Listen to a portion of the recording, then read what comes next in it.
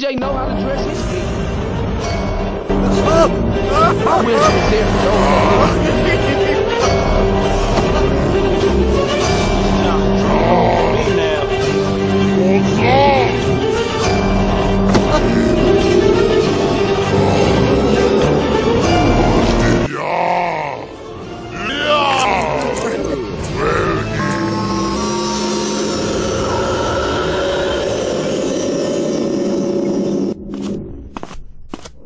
Ha ha!